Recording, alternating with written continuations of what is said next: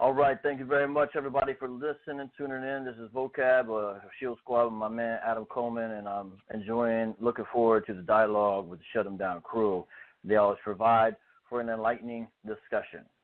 So with that, the title of the debate is Who Best Fits the Curses of Deuteronomy 28? And so we want to answer that question by kind of breaking down aspects of the question as well. Who on earth best fits the curses of Deuteronomy 28? So one key thing in there, when you think about Deuteronomy 28, are those curses given out. And so I want to actually look at where the New Testament discusses that idea of being accursed. I think that's a good way to start. And so when I flip to Galatians chapter 1, I come upon a section that has this Greek word anathema. Anathema. And that word anathema means accursed. And so I begin reading God's word with verse 6 of chapter 1. I marvel that ye are so soon removed from him that called you unto the grace of Christ unto another gospel. Another gospel. So this is a different gospel than the one that has been delivered. It's a different gospel than the gospel of Jesus Christ. It is not the same gospel. So it's called a gospel, but it's a different message. And nonetheless, it was taking them by captive, basically by entrapping them in this different gospel. The word is heteron evangelion, which is not another. So it's not even really gospel at all. But there be some that trouble you and would pervert the gospel of Christ. So verse 7 says this is a perversion of the true gospel, and it troubles the Galatians. But though we or an angel from heaven, so anyone, it's saying, preach any other gospel unto you than that which we have preached unto you, let him be accursed. And so what Paul is doing there is placing himself and anyone else under the authority of the gospel. That means it binds the conscience of the believer so that they cannot overshadow its message. The believer must be submitted to the truth of the gospel. And it's repeated. It's so important. Verse 9, as we said before, so I say now again, if any man preach any other gospel unto you than that ye have received, let him be accursed. That's Galatians chapter 1, verses 6 through 9. Now, in the same book, as we want to get the context to see how was this perversion taking place? What did this perversion look like? Well, there's a number of places we could go, but I think Galatians chapter 3, verse 10 would be a key verse to look at because it uses that same word curse. And so as I flip there, here's what I read in Galatians 3:10 to you now. For as many as are of the works of the law are under the curse. For it is written, cursed is every one that continueth not in all things which are written in the book of the law to do them. That's a reference to Deuteronomy, ironically, 27:26, which is no accident. So we're choosing things in context directly related to that. And there's another way to translate 3:10 along these lines. For all who rely on works of the law are under a curse. For it is written, cursed be everyone who does not abide by all things written in the book of the law and to do them. So we see that there is a curse if you preach another gospel, and the indication, as you read Galatians, it's stated quite explicitly, is that this perversion involves relying on the works of the law. So, who is it that are cursed in the new covenant context? Who is it that fulfills the anathema, actually, of Deuteronomy 27:26, which is right before Deuteronomy 28? It's those who rely on the works of the law, those who pervert the gospel, and it's those who cannot do all the things in the law. So the answer to the question of who is under these curses in Deuteronomy 28, biblically speaking, because we rely on the full counsel of God. We don't only look to the Old Covenant. We look to the Old Covenant, but we interpret it in light of the New because there's been progressive revelation. Otherwise, why did Jesus come, and why was the New Covenant written down? So that's the biblical answer. And now I imagine the Shut 'em Down crew and perhaps some listeners are saying, you're not answering the question in the appropriate way. Well, Adam Coleman is going to deal with some of that about how Deuteronomy 28 should be used.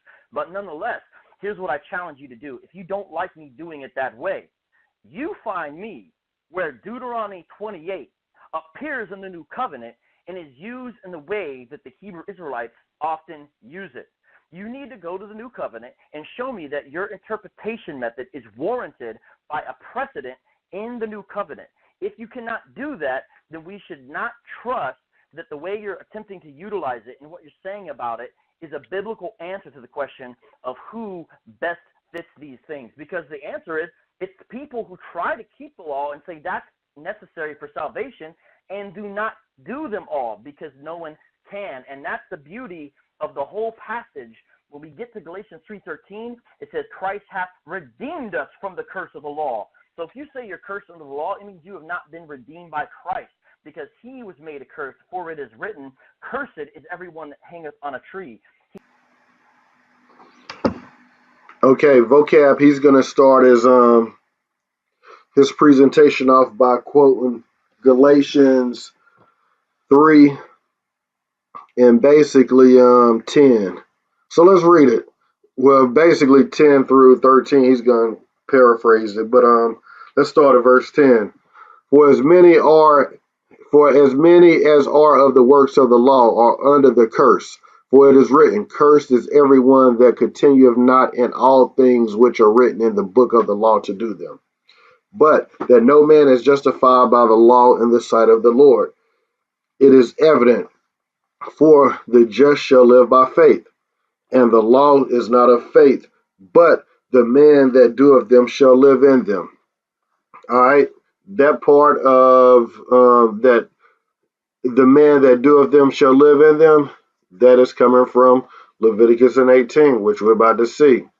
Christ hath redeemed us from the curse of the law, being made a curse for us, for it is written, cursed is everyone that hangeth from a tree. All right, so we're going to get into each one of these, well, not each one, but we're going to go through some of the strong points just to show that Vocab doesn't know what he's talking about. So let's see here. Let's start at verse 10. For as many as are of the law, for as many as are of the works of the law are under the curse. All right, so let's go to Deuteronomy and 11 first and see what's being talked about right there. The shutting down crew needs to bring some clapbacks instead of just running around the One West treadmill. And remember, they also never really fully dealt with the opening statement. Now, let me offer 7 questions that would also show that their interpretation of Deuteronomy 28 is, to say the least, problematic. Number 1, who was that king? Who was that king that came over on the Middle Passage that was set over those Israelites supposedly on the west coast of Africa? Who was he? All right, to answer Vocab Maloney's question about which kings came over from America, came over from Africa to America as a part of the slave trade. This piece of information is found on LearnNC, which is the website learnnc.org. And LearnNC was a program of the University of North Carolina at Chapel Hill School of Education from 1997 to 2013.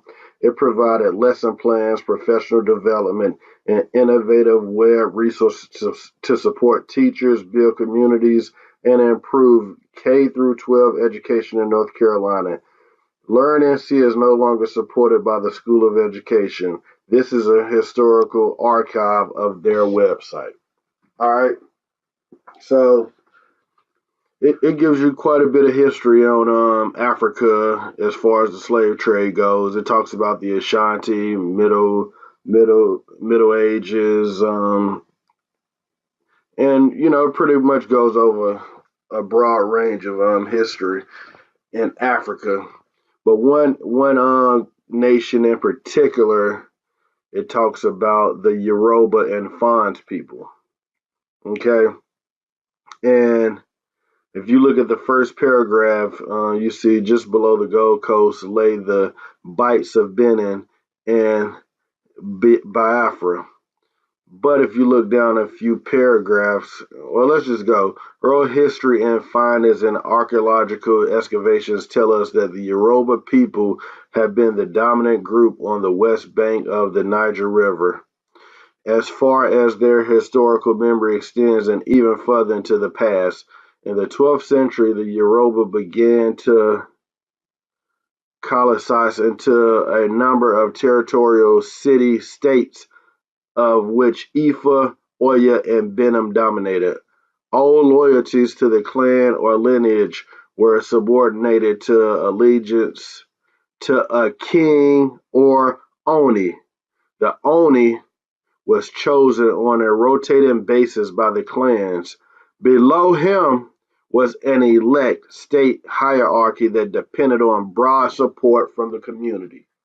The people were subsistent farmers, artisans, and long-distance traders in cloth, cola nuts, palm oil, and copper. All right, and emergence of Oya as the dominant political power among the Yoruba states by the late 14th and 15th centuries. Okay, Dahomey and Benin, created by the Fon ruling dynasty, came to dominance in the 17th century and was contemporary of the Asante Empire as early as the 17th century. But let me read down a little further. All right, continuing. The rise of the slave trade. Europeans did not introduce slavery to Africa. As African rulers rose and fell, their political opponents, people of high social status, and their families were sold to promote internal political stability. Poor people were sold to reconcile debts owed by themselves or their families. Chiefs sold people as punishment for crimes. So basically, those of high status were sold. And who are high status? Kings and their queens. Okay, at the same time, had Europeans not wanted African slave labor for their American colonies, there would not have been any market for African slaves.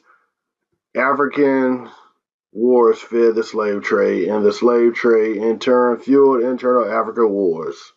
Okay, so let's see the cost of slaves. All of these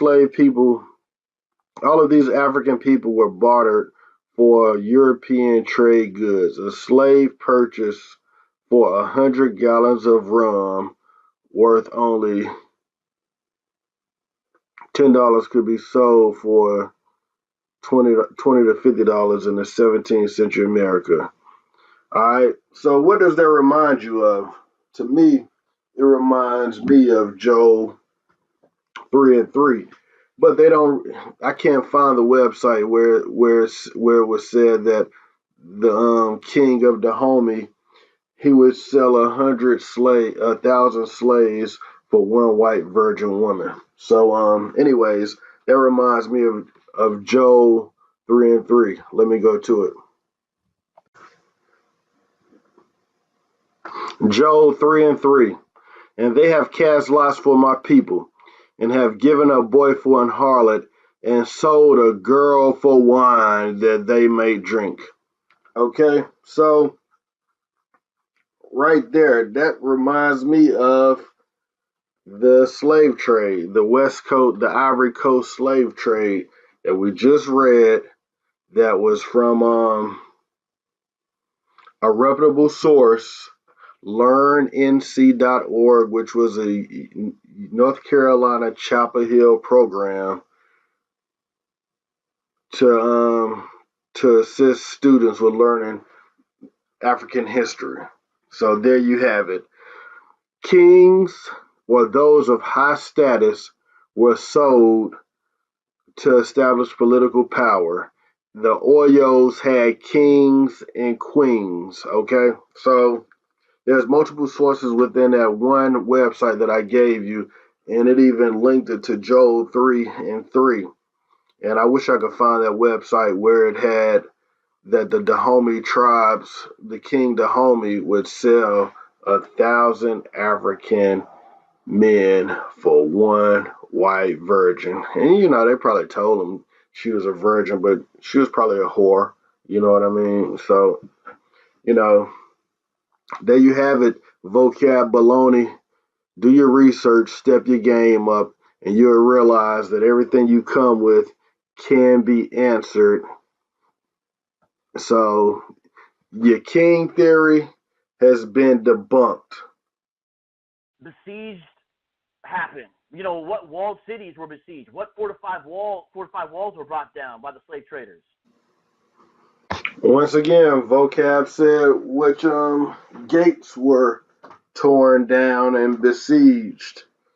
Um, Basically, this is Mali, but according to this portrait right here is Mali, but according to LearnNC.com, Mali was one of the kingdoms that was that slaves came from as well in West Africa, and I mean I'm assuming, I can't say for sure, but this would be, as far as I'm concerned, the typical fortified city in West Africa when they had kingdoms and political systems. And that right there is King Mansa Musi. And like I said, he was from the Mali Empire. And the Mali Empire was around the same time as the Oyo Empire, the Fan Empire, and the Shanti Empire. So if they had empires, the empires have fortified cities, okay? So, Vocab, you got to do better than that. And if they believe in the idea of precept, according to a misinterpretation of Isaiah 28:10, I want to know what's their precept for using Deuteronomy 28 and the way they've been using it. Almost like when you're trying to find metal, you've got a metal detector. They're trying to use Deuteronomy 28 as an Israelite detector. But I want to know what's your precept for using, or should I say misusing, Deuteronomy 28 in such a manner. They will be able to offer no such precept because no such precept exists. You will hear no clapback from Shut 'em Down crew. 28:46 says, these will be a sign and a wonder against you and your offspring forever. Question. If it's a sign to Israel forever, how could they not recognize it at all times and know they are Israel? Forever, right? If that's how you want to interpret it, because it says to all of y'all it's going to be a sign, then how could you forget? Also, I need to know this. Why isn't the ultimate curse mentioned in Deuteronomy 28 according to this one West interpretation that these men have had? Here's what I want to know. Why is there not a verse in 28 that says, and behold, you will be cursed by forgetting your identity. Behold, you will be cursed. You will forget the very Hebrew language. Why is that not said? It's not even in there. All right, let's deal with Deuteronomy 28:46 when Vocab Malone said, and they shall be upon thee for a sign and a wonder, and upon thy seed forever. Okay, let's deal with 45. Moreover, all these curses shall come upon thee and shall pursue thee and overtake thee till thou be destroyed. All right, let's go down to verse 48. Therefore shalt thou serve thy enemies, which the Lord shall send against thee in hunger and in thirst and in nakedness and in want of all things, and he shall put a yoke of iron upon thy neck until he have destroyed thee. Let's deal with destroyed. All right, Vocab Baloney. Let's take a look and see what destroyed means. Okay, this is what you call, how you say it, exegesis. Exegesis. Yeah, let's do a little exegesis here. And this isn't cherry picking, this is exegesis. All right, let's go to Deuteronomy 7:23. But the Lord thy God shall deliver them unto thee, Israel, and shall destroy them. No, I meant 24. And he shall deliver their kings into thine hand, Israel, and Israel shall destroy their name from under heaven. Shall destroy their name from under heaven. There shall no man be able to stand before thee until thou have destroyed them. Okay? So, destroyed is their name, and destroyed our might to where we cannot stand. We don't have a military power. We don't have a financial power. We don't have a textile company. We don't have anything that we could stand against anything. And that's not a bad thing. It's just what we brought upon ourselves. So, I mean, anybody that's mad about it would be a fool because the only thing to do is to change your wicked ways. So, once again, vocab, you failed. But we're going to do a little more exegesis just to prove you wrong again. You said, how can we not remember who we are? Because our name was destroyed. But now we're going to go to another book and exegete some more so you can't say, hey, you're cherry picking. Yeah, we're going to exegete this thing. Okay, vocab, we're doing a little more exegesis. All right, we're gonna go to Psalms 83 and 4. Why are you saying that we can't remember who we are? Remember, you said these curses will be a sign for all thy seed. Okay, and you'll see a pattern here. Okay, Psalms 83 and 4. They have said, "Come and let us cut them off from being a nation, that the name of Israel may be no more in remembrance." Wow. That the name of Israel may be no more in remembrance. All right. And you can exegete that with Exodus 1 and 10, Proverbs 1 and 12, Jeremiah 11 and 19, Jeremiah 31 and 36, and David 7 and 25. All right. So if you want to do your exegesis, yeah, you got a whole bunch of witnesses that's letting you know that, hey, that's a pattern that happens to who? Us. Clearly literal, because there are two other references before you get to verse 68, which they haven't even brought up. Again, they haven't even brought proof to their claim. Why would it switch the third time not to literal Egypt anymore, and instead mean this idea of America? Especially says when Yahweh says you'll never make that journey again. Well, they had never been to America in the first place, so how could they be making that journey again? Fourth question I want to ask, how does verse 68 switch from literal ships to metaphorical Egypt back to literal slavery and then going back to metaphorical buying with the no one will supposedly redeem or save you idea? It makes no sense, right? Just in 2868, you got a refutation of the standard one West idea, 2868. And notice they haven't even brought it up because they haven't really proved their point in any meaningful way. Vocab, I don't know if it's your project you're wearing on your shoulders or your sleeve or whatnot, but you are supposed to be a theologian.